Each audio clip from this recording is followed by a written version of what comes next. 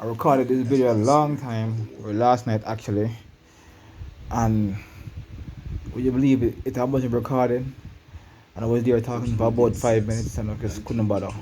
So what prompted this? Um, Camera not working or it's fuzzy. Who cares? I need to see my face.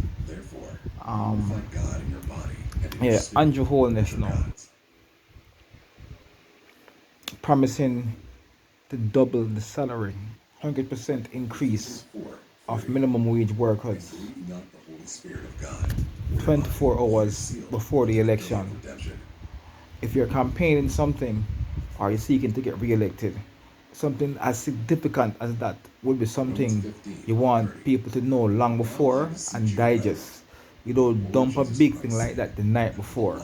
That reeks of desperation and perhaps internal data polling from perhaps the civil servant election that is not trending well.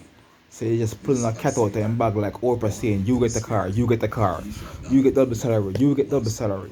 I find that hard to believe because you're in tense negotiation with teachers to raise salary by 0 to 2%. Imagine that. Teachers who are so essential, who are leaving the country at rapid pace for overseas. The best quality teachers going overseas. I even have relatives who go overseas and paying expensive rent, expensive US rent, $2,000, and still making massive more money than they were making out here. So, and your intense negotiation with them to raise them salary by 2%. 2% of the list them get is nothing. That shouldn't even be a negotiation. That just should be a bump them see and them salary and say what is 2% more, and then like call and say a reason and like them say yeah, 2% is nothing to negotiate when you can raise your own salary 300% because you see a need to attract more talent as Una said to put Jamaica, a third world country that is struggling, on the same salary threshold as a first world position salary like US and EU and London and all them places. That is just um, not something that should be done. And secondly, or thirdly, you're saying that the opposition cannot finance the 3.5 million tax threshold. But yet still you're going to raise the minimum wage by 100%. And I would argue that in a country like Jamaica, most people fall under the minimum wage. Not really most people, but I think there are more minimum wage workers than there are educated people earning upward of 2 whatever 3 mil or whatever. So I think that to raise the minimum wage by 100% would probably cost more than to finance a 3.5 million income tax break threshold for salaried workers. So that is something that I think it reeks of desperation, and even worse than desperation, it reeks of something sinister. To me, it seemed like them plan to thief the election and need a scapegoat to reason to justify why them can win when everybody in the country want them to go. So after them thief the election and then win, them can say, well, we promised 100% and that's why we win the election. That's what I think it is. I think it is a scapegoat reason to steal the election and also desperation if that's not the case of the two evils. It is either one of the two evils, either desperation um, or that, you know. So that's what I think. So I made a post where I say for people who think that politicians are all thieves and the six are one half dozen of the other, if they're all going to steal, I think you should vote for the person who um, would be more accountable and won't um, use barefaced lies and play like an idiot. And I think that's what the current administration is doing. Barefaced lies. I fall under the category of minimum wage workers, and while upon hearing it initially, say, wow, that is good. After the moment of the initial shock wears off, I'm like, nope, try again, try harder. That simply don't do it for me. That will not work. That's basically what I think. So I just like to put that out here and encourage people to use wise, you know, just use basic common sense when voting. As soon as them announce that, them showing clips of them party base saying, yeah man, this is good for me and so forth, and I gave vote whatever, because that's what they're catering to. The minimum wage people who they are thinking is not educated, who will jump towards that and all them stuff thing. That's why you were willing to raise their salaries by double them salary, but educated people who have sense like teachers and so, you don't want to raise them salary because you know that they're not going to vote for you. So you give them 2% and a struggle to do that after you give yourself 300%. So that's basically what I think.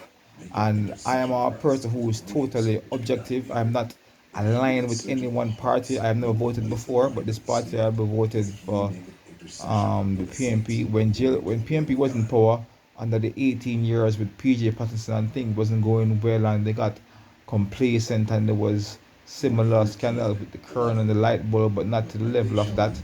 Um, I too was saying, a time ago, give GLP a chance. That's what I was thinking, and that's the way how it should be because joining the party. I hear the PNP rally one of the members, I think it was Julian Robinson or whatever, saying thanks for joining us or whatever. No, we don't join you. We're not a part of your team, we're not a part of a cult, and that's what's wrong with politics in Jamaica. Everybody's team this and team whatever. No. You're being employed by the people. This is our country, and we're hiring you to do a landscaping job to beautify the country and fix it up to our specification. You don't get to come into power with a vision and lord your policy over us and say, this is what I have for you, and this is what I think is best. No, nothing is best.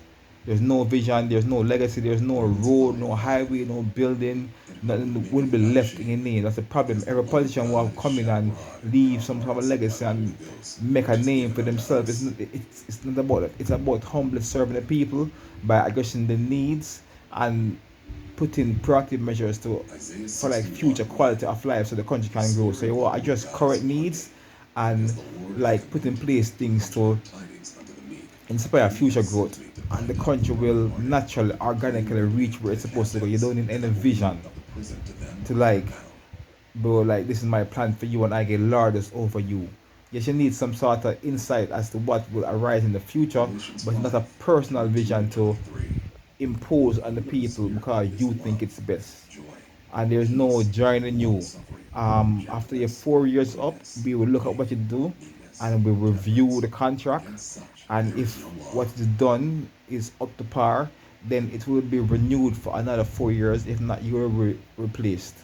It's that simple. There's no loyalty, there's no affiliation. That's how I think it should be, and the country should be much better without all these dieted people. Because it's dietedness put the country in the state. People who just vote for a certain party regardless of whatever them do.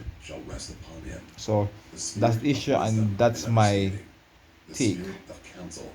That's basically what I say or what I think. So hopefully it inspires somebody to make the right decision.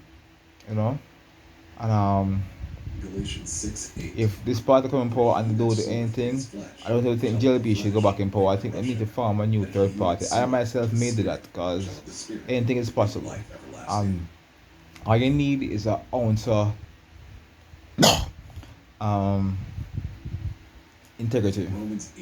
That's all you need, and willingness to proactively take care of the needs of the people without turn it into a political spectacle or waiting for election time to get a voting momentum off it. And return back to salary. When I hire somebody to landscape my lawn or any kind of job, or I work for a company, I cannot tell my boss I raise my salary 300%.